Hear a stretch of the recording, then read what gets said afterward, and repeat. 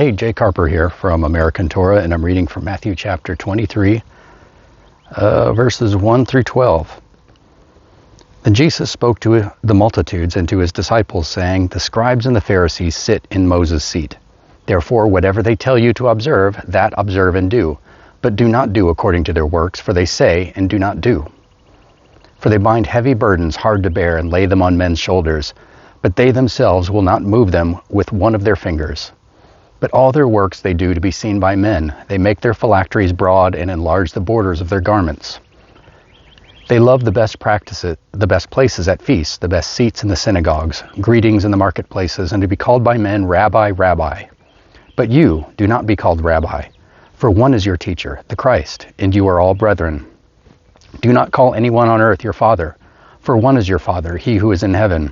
And do not be called teachers, for one is your teacher, the Christ. But he who is greatest among you shall be your servant, and whoever exalts himself will be humbled, and he who humbles himself will be exalted."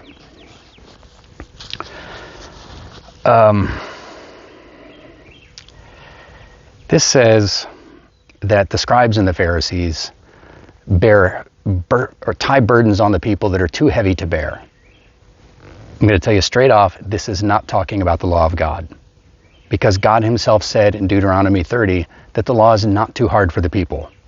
So if Yeshua was telling the people that the law is too hard for them, then he's making God out to be a liar. No, what he's talking about are the man-made traditions that the scribes and the Pharisees piled on top of the law. These were the commandments of men that Paul repeatedly told people, don't worry about. You keep the commandments of God. Don't worry about all these regulations for fasting and all these crazy stuff that they make you do or don't do on the Sabbath and feast days. You worry about what God tells you to do. But Yeshua also here says, whatever they tell you to observe, that observe and do. Well, Yeshua used a lot of hyperbole. In fact, everything he said was hyperbole. Of course, that's hyperbole. Everything he said wasn't hyperbole. Literally, he did use a lot of hyperbole, though, and this is one of those cases. If Yeshua was telling the people that they had to do everything the scribes and Pharisees told them, then Yeshua himself was putting a burden on the people that was too heavy for them to bear, because that's what he just said the scribes and Pharisees were doing. That's not what he meant. What he meant was, whenever they're teaching you from the book of Moses, you do that. In other words, do what Moses told you to do. Don't worry about all this extra stuff that they add to it. And he said, don't be called teacher or father or rabbi. But then he tells them that they are to be the teachers of Israel.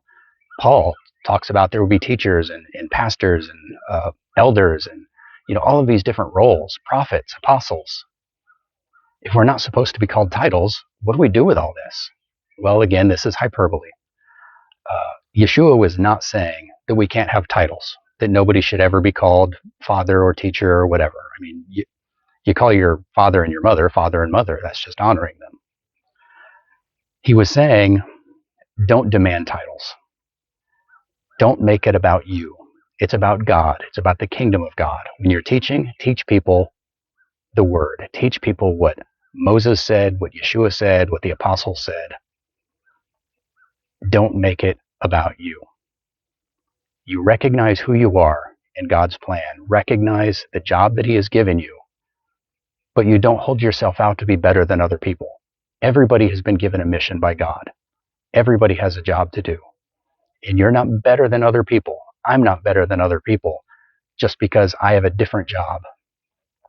Maybe somebody else's job is to change bedpans. That is a vital job in the kingdom of heaven. We have old people, we have sick people. They need to be treated with respect and dignity, and that is a vital job for people to do. It's not necessarily my job. Maybe it will be someday, I don't know. Right now, my job is to be a teacher.